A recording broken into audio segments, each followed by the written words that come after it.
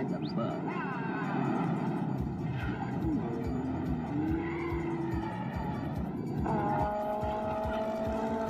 CRM BMW wheels.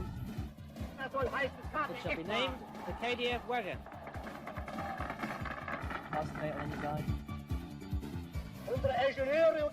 Our technical designers and labourers can be proud to build such cars. May the German spirit be big enough to use them. Volkswagen's the love of my life. It's been called the Bug, the Beetle, the V-Dub, and even the pregnant roller skate.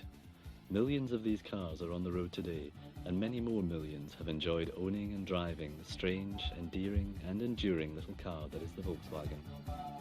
Having owned Beetles all my life, I just wouldn't want to collect any other form of car. I think what makes them so desirable for collectors is those two small back windows. It just gives the Beetle such a classic feel. It's an engineering miracle. It's a car they've made over 20 million of.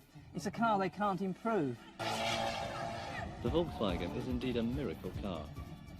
Originally conceived as a people's car, the Beetle had to overcome early rejection by Germany's car makers, exploitation by the Nazis and a world war to become the cult classic it is now. Given its astonishing success, it's hard to imagine that today's winner almost didn't make it off the drawing board. In 1932, the National Socialist Party came to power in Germany. The soon-to-be Chancellor, Adolf Hitler, was a keen car enthusiast, and his attention soon focused on a proposal for a small, cheap car, a Volksauto. It was the brainchild of Ferdinand Porsche, a brilliant designer who designed some of the finest, fastest and most luxurious cars in the world. But his concept of a proper small car for the people was too radical for the German motor industry. Motoring then was for the wealthy. The general public, and especially the worker, were discounted as potential customers. Dr. Porsche found his working-class sympathies at odds with the car industry, and after 18 years at Austro-Daimler, he left to start his own business. Convinced of his vision, Porsche decided to gamble his own money. The Type 12 was the result. The NSU Works stepped in as his next patron, and the Type 32 was developed. But the project stalled again. During the development of the Zundapp and the NSU, my father had already produced a proposal to build a small car for Germany. Im Reichsverkehrsministerium ein Exposé abgegeben, anzuregen, einen He wanted this car to be built in cooperation with the whole industry. gemeinsam mit der gesamten Industrie zu bauen. Und dieser Hitler Gedanke picked up this wurde idea. von Hitler aufgegriffen. If he got this Ob idea nun before Hitler or after reading vorher the schon die proposal, Idee hatte no one can oder tell. aufgrund des Exposés auf diesen Gedanken kam, ist, glaube ich, heute nicht mehr feststellbar. Anyway, Auf at the jeden car Fall exhibition of hat er im Jahr 1934, 34 He mentioned a bei der Volkswagen for Automobilausstellung the das first erste time. Mal von einem Volkswagen gesprochen. At the Kaiserhof Hotel in Berlin, a meeting took place between Dr. Porsche and Adolf Hitler, now the Chancellor. Porsche saw Hitler as someone in a position of power with access to finance who shared his enthusiasm and his vision for a small car. At the meeting, Hitler showed an impressive knowledge of cars, producing rough sketches and adding to Porsche's 5-point plan for the people's car.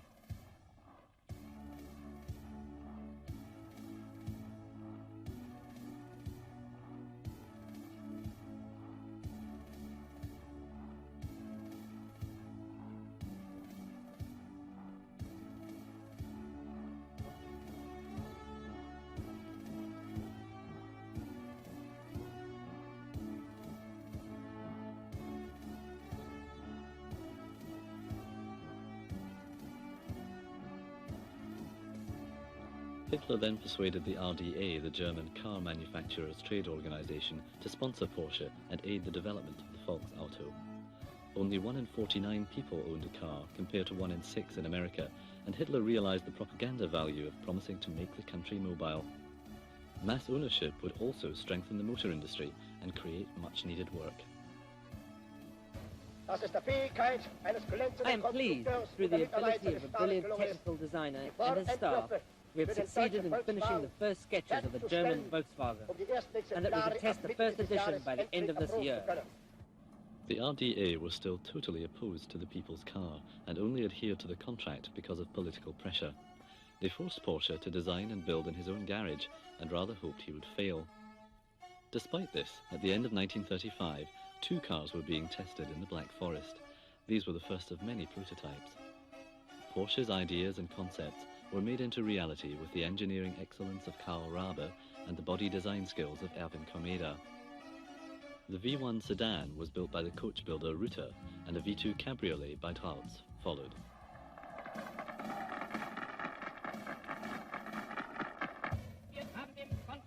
We have totally cleared the way for the technical designer, Dr. Porsche, so that he is free to finish his perfect construction and test it in every way. We have let nothing get in the way of our work. Our aim is to make the first VW roll by the end of 1936. The VW3 was given to the RDA for extensive testing. The car covered 400 miles a day over the Alps, Black Forest and the new autobahns. The testing was grueling and highlighted a number of small problems, but no basic design flaws. The RDA's report, however, was not enthusiastic, but they did agree to recommend more testing. Despite the time and cost involved, Porsche developed his technical innovations with the sole aim of determining the ideal solution. A new member of the team, Franz Reinspieß, suggested a 4-cylinder engine instead of 2. This would be as economical to produce, but would give far better results. The floor group was made from sheet steel, and the torsion bar suspension gave excellent road holding. User-friendly instruments were well laid out, and the car was heated. Dies ist der älteste noch This erhaltene is the oldest Volkswagen VW in aus dem Baujahr existence, with a number 3 1938, das ist chassis. Fahrgestell Nummer 3. This car was Dieser driven by Wagen wurde von Porsche as a Porsche company gefahren car als and has done Dienstwagen. Der Wagen 600,000 hat etwa kilometers since. 600.000 Kilometer mittlerweile hinter sich gebracht.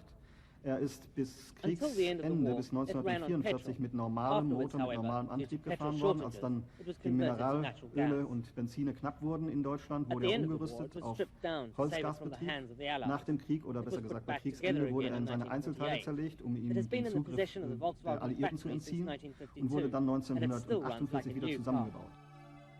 In May 1937, a VW development company was formed, and capital from the German Labour Front, the DAF, was put at Porsche's disposal.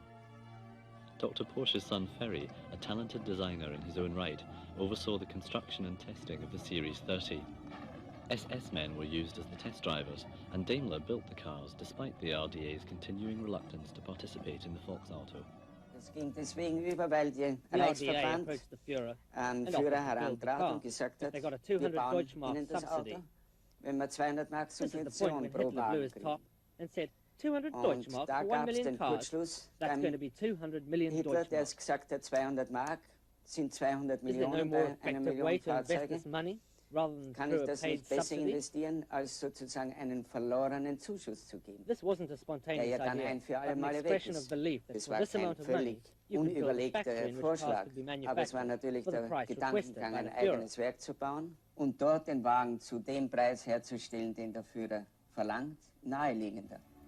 The RDA's stalling failed, and they now faced competition from the Volksauto as Hitler announced plans for a state-owned factory.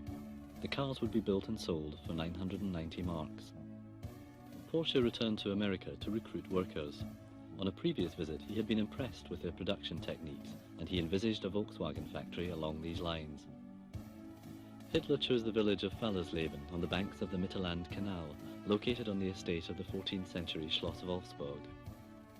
Aber nicht unbedingt ein But it Idealplatz wasn't the ideal für die place to Errichtung build up a einer big new industry. großen Industrie, denn There were no laborers, normalerweise weiß no man, power dass man supply, sowas and no raw dort errichten material. sollte, wo man die Arbeitskräfte hat, And Wolfsburg die Energie lacked all hat of these 3 important oder factors. wenigstens den Rohstoff hat. Aber alle 3 Dinge gab es in Wolfsburg nicht.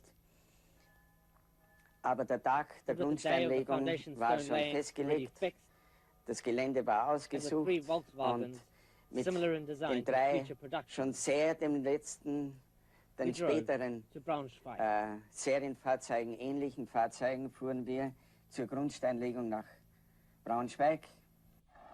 On the 26th of May 1938, Hitler dedicated the factory cornerstone in a grand Nazi opening. Mit einem Sonderzug kam Adolf Hitler und sein Adolf ganzes Hitler and his Gefolge. entourage, Alles war in all Uniform. marched up Ich kam in mir selber uniform. ein bisschen komisch vor. I felt slightly Mein Vater embarrassed und ich als einer because der my father and I wenigen were the ohne only two Uniform. not Dann in kam es uniform. sogar noch dazu, dass We were even more wir surprised überrascht by the new wurden name von der Hitler neuen had given the Bezeichnung Volkswagen. dieses Automobils. It shall be named the KDF Wagen. Nach den Reden, die also da After the geschwungen speeches wurden, were held, habe ich dann I had to drive Hitler in an meiner the Seite im cabriolet Cabrio to the train zur station. Bahnstation bringen müssen. Ich fuhr zwar Although I sehr drove langsam, slowly, aber Hitler asked Hitler me to sagte, drive ich soll more doch noch slowly. ein bisschen langsamer fahren. Dann fuhr ich also wirklich I im drove all ersten the way Gang to the Schritttempo station bis zum in first Bahnhof. gear. Und er war He felt begeistert enthusiastic about von the dem car Fahrzeug and the und ride. von der Fahrt. Hitler christened it the KDF-Wagen, or Strength Through Joy, and the town of Wolfsburg was renamed KDF-Stadt. The first level of the factory is near completion. Built on a giant estate of 3 kilometers, in just 8 months, impressive buildings have been constructed. Over 5,000 working comrades, of which a few thousand are Italian and Dutch, are finishing the building. Hitler boasted that this factory would be bigger than the Ford factory, would outproduce it, and that the Volkswagen would be the cheapest car in the world.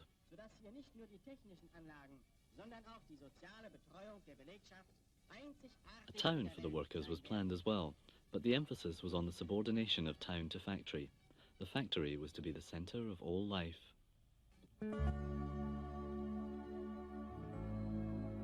While still being tested, the prototype of the Volkswagen 38 series was presented to the press and public through propaganda runs.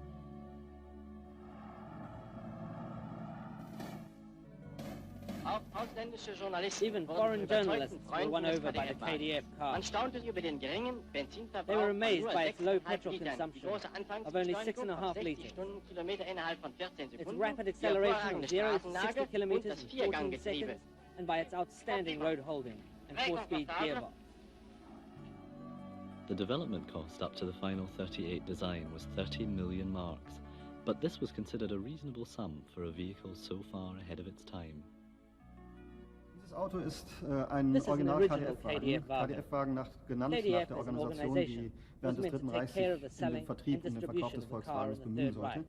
Der Wagen sollte möglichst The car was wartungsfreundlich und meant to be pflegeleicht sein. user-friendly Und and easy natürlich to ist es serve. einfacher, ein And of gerundetes course, Auto it's easier selbst to zu wash waschen a als ein rounded Auto mit car sehr rather vielen than a Ecken car und with Kanten. lots of corners. Die CW-Werte, und das ist ja das, CW was is heute something für that is very Automobile wichtig important ist, in today's liegen bei diesem manufacturing. Volkswagen damals bei etwa 0.48 0,48. wasn't Das bad heißt, sie sind for an the und für time. sich für die damalige Zeit recht positiv, recht gut gewesen. The elements which Die Porsche had grundsätzlichen built into the Designelemente, design die Porsche in 1938 bereits were in diesem incorporated Fahrzeug fully angelegt hatte, into the post-war werden in der design. Nachkriegszeit, als der Wagen dann gebaut wird, komplett übernommen. The German people could purchase their KDF-Wagen by collecting stamps on a card. The stamps were purchased weekly at 5 marks each. At this rate, it would take a worker 3 years and 8 months to become eligible for the car. But eligibility was no guarantee that they would ever actually own one.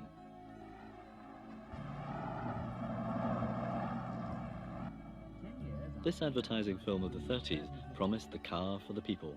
Over 300,000 Germans signed up for the KDF-Wagen, but none ever received their car.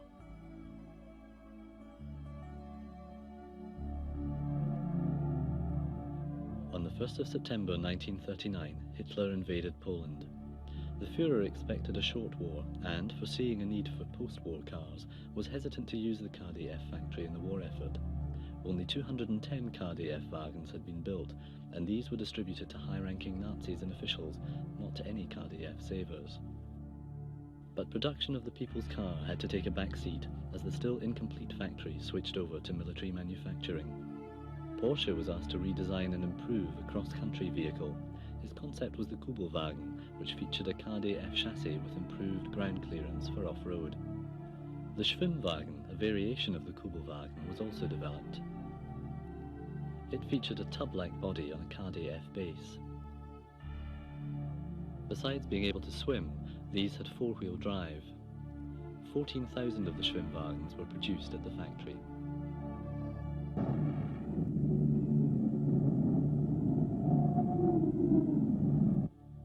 The war crushed Germany and shattered Ferdinand Porsche's long-fought-for vision of a car for every man. It destroyed Porsche himself. Although the Nazi regime had supported Porsche and his VW brought prestige to the Third Reich, he wasn't a party member and he was found not guilty of war crimes. But by then, harsh imprisonment had deprived him of his health. The town of Wolfsburg, liberated by the US Army in 1945, was crowded with slave labourers, freed prisoners of war and displaced persons. The Volkswagen factory was crippled and smashed. Once the repository of so much hope and optimism, the ruins told of despair and defeat. It was now a prize of war. The British took control of the factory in the summer of 1945. Major Ivan Hurst was the plant's commanding officer, and he quickly became a Volkswagen enthusiast. My initial brief was virtually zero, just to go to Wolfsburg and take charge of a factory, a derelict factory.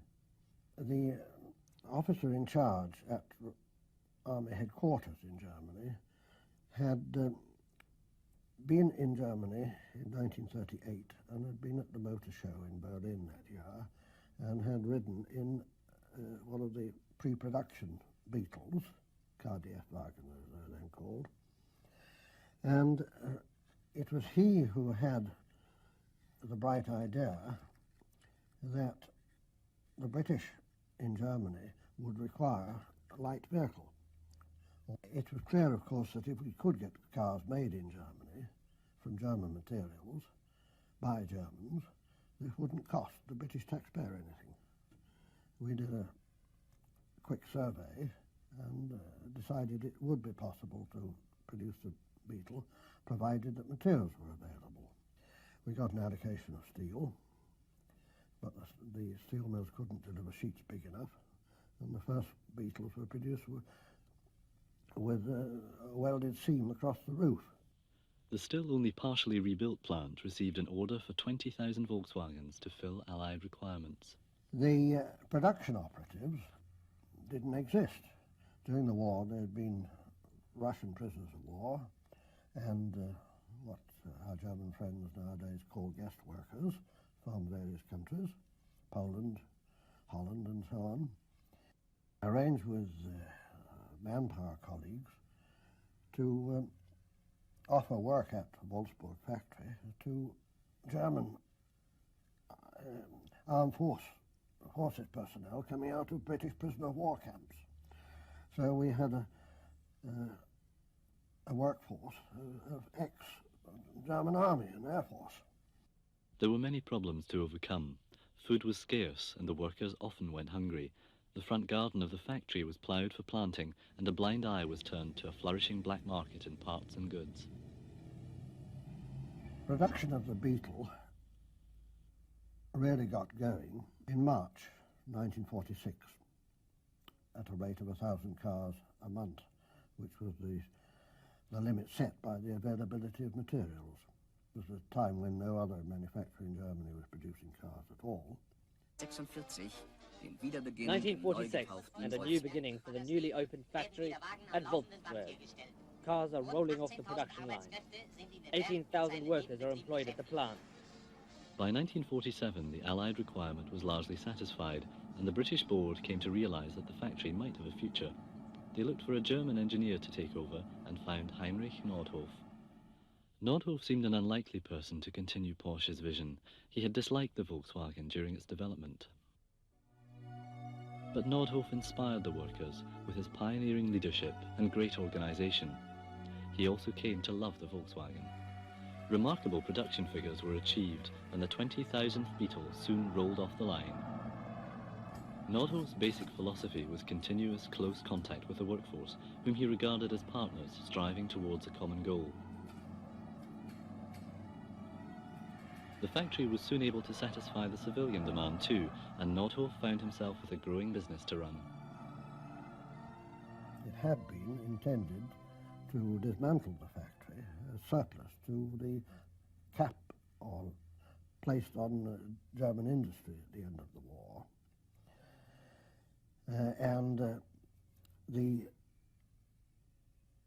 Because of the Allied requirement, there was a 4-year reprieve from that dismantling.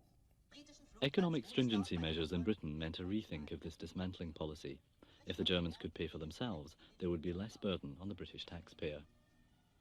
All of us on the industry side in Germany got instructions to push German companies into exporting.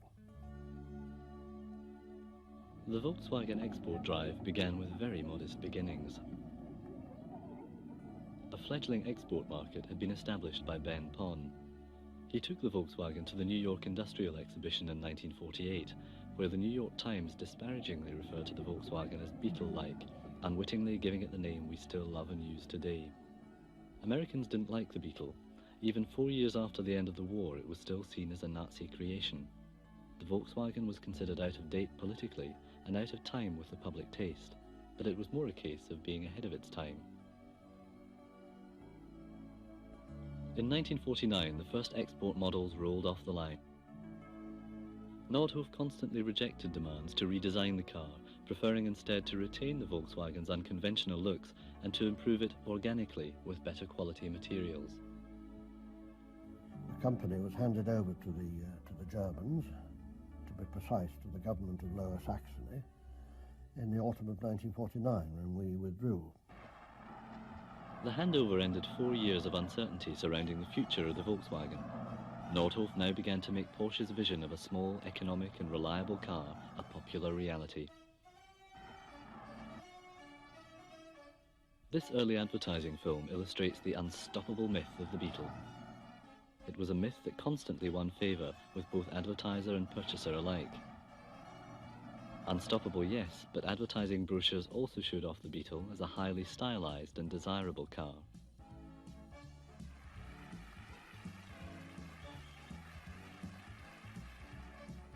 The 1950s opened a new chapter which saw the real beginning of the Beetle's unprecedented success story. But for Ferdinand Porsche, who visited Nordhoff and the factory just before he died, it was the closing chapter. His dream was fulfilled. Volkswagens were everywhere.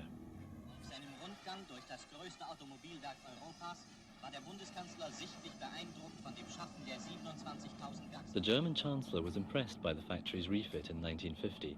The plant at Wolfsburg had been unable to cope with the increased demand for the cars, and the refit enabled modern, more productive assembly methods to be used. The wartime huts housing the workers were demolished, and Wolfsburg became more attractive. Sister factories were built at Hanover, Kassel and Emden as demand continued to outstrip supply. Assembly methods became more mechanized, and this enabled factories to be built around the world.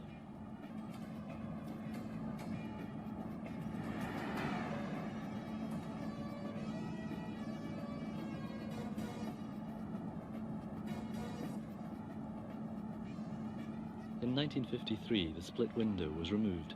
This was the first significant change to the Volkswagen's appearance in 20 years. The export market was expanded to 29 countries. The Volkswagen became a truly international car, the largest selling single model of motor car in the world. Advertising played a huge role in this success. Have you ever wondered how the man who drives a snowplow drives to the snowplow? This one drives a Volkswagen. So you can stop wondering.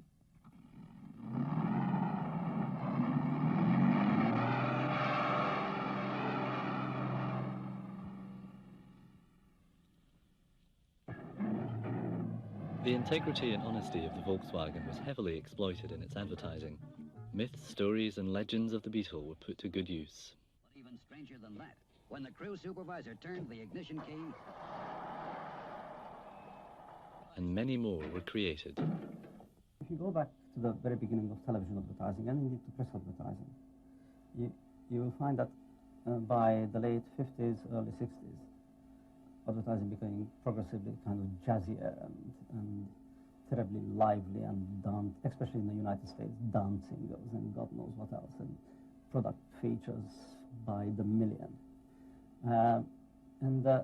Volkswagen advertising just simply said, this is a good quality product, you can rely on it, and it will take you there. What makes a Volkswagen the most seaworthy car on the road? A sheet of steel seals the bottom, fore and aft, and the top part is practically airtight. So a Volkswagen can definitely float, but not indefinitely. It was a car that was right for its time, that had charm and practicality, and I think it became classless car in a strange sort of way. It was a car that if you didn't have a lot of money, you bought because you wanted it, not simply because it was dictated by your bank balance. I, Maxwell Snavely, being of sound mind and body, do hereby bequeath the following. To my wife Rose, who spent money like there was no tomorrow, I leave $100 and a calendar. To my sons, Rodney and Victor, who spent every dime I ever gave them on fancy cars and fast women, I leave $50 in dimes.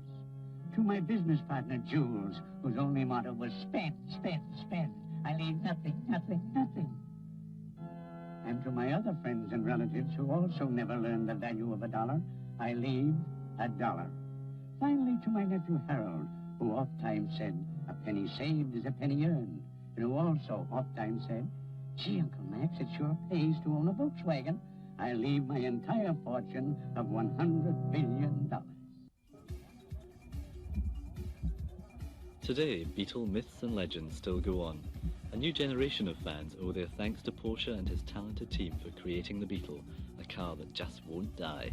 It is as highly desirable now as it ever was. I bought a car in 1976 and I had to do a total restoration which has lasted nearly 15 years. And it was the actual job was finished in May of this year. And I estimated I spent in a region around about 10 to 15,000 to have the car completely restored, top to bottom. As you can see, the car's unique. It's the only one I actually ever built.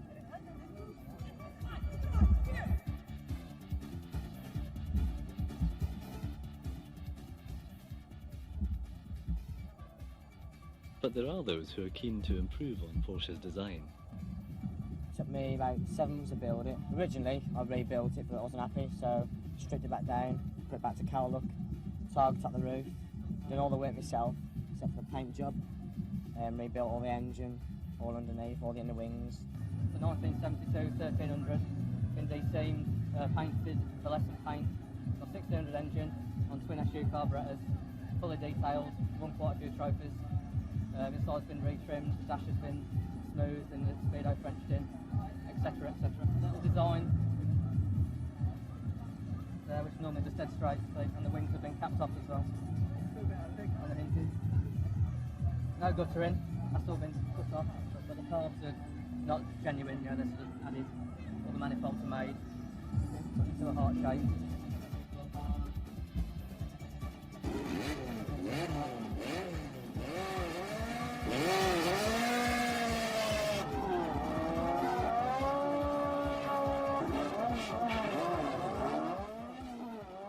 It's hard not to be enthusiastic about such an amazingly versatile little car.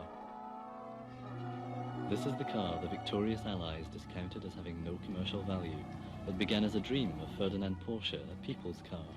Hitler sought to exploit the dream, and Heinz Nordhoff turned it into reality. The success of the Volkswagen Beetle is a staggering achievement. It may be small in size, but it's large in character, and will always inspire unconditional love in those who've owned one.